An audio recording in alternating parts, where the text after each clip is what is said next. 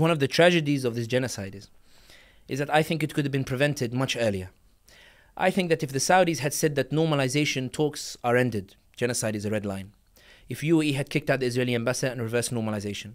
If Morocco had reversed normalization the way it did in 2000 and 2001 after the second intifada. I think that if Sudan had reversed normalization, even though it's not really like a big country at this moment in time, is embroiled in civil war, I think the Americans, they value normalization so much they would have told Netanyahu, you're about to ruin all of this project, you need to stop it now. I think if Turkey had taken a stronger stance as well, kicking out the Israeli ambassador immediately, I think that the Americans can't sanction the whole region. Maybe if one of them had done it on their own, they might have paid a heavy price. But they can't sanction the whole region. I think that it was a conscious choice not to do anything. It wasn't the fact they didn't have power. They chose not to use that power because they believed Israel is a key part. We're talking about the idea of rational, irrational actors. And that's why I'm pushing back on the idea that there is any rationality in the stance taken by the regional actors. They could have stopped the genocide, but they chose not to. And it's important to remember that when Saudi Crown Prince had problem with Biden, he had no problem ramping up the gas prices. He had no problem giving Biden the cold shoulder. No problem bringing Xi Jinping and giving him red carpet treatment in Riyadh. He had no problem kicking out the Canadian ambassador for criticizing human rights record.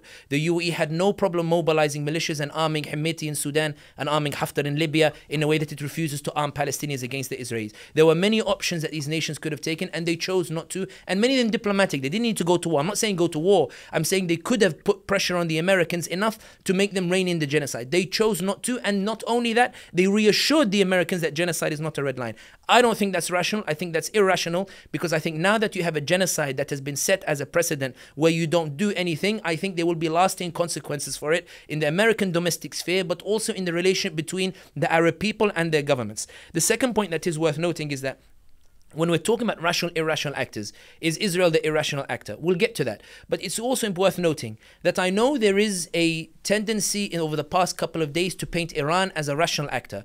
Iran was a rational actor insofar as it understood that Netanyahu wants a regional war and it refused to take the bait. But it's also worth noting that while many people celebrated, and let's put it bluntly, celebrated at least some reaction to Israel's committing of a genocide through the firing of the missiles, Iran's firing of the missiles, it's important to remember that Iran's entire foreign policy in the region is built on militias that operate outside of the central government to paralyze that central government on a sectarian basis, and that they are guilty themselves of massacring thousands and displacing thousands of people in the region themselves. And that's why there is an Arabic saying that Allah yadhrub al-taghi bil-taghi. Allah hits a tyrant with a tyrant. And that's how many people in Syria, in Iraq, in Yemen view the Iran-Israel, in that it's not rational versus irrational. You have an actor that is launching militias and supporting them, that have displaced Syrians, done demographic changes in Syria, that have these militias that massacred people in Iraq, that supported the Houthis, who toppled the internationally recognized government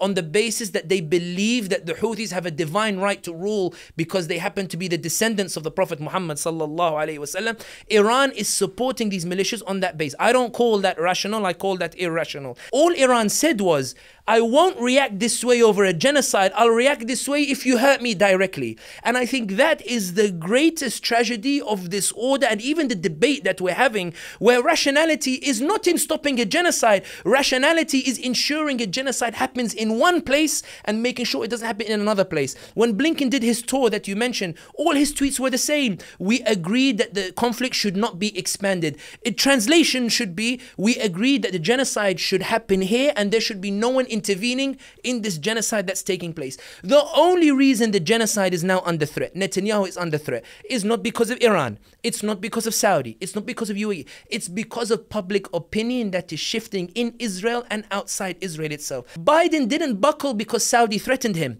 Biden didn't buckle because Turkey threatened him.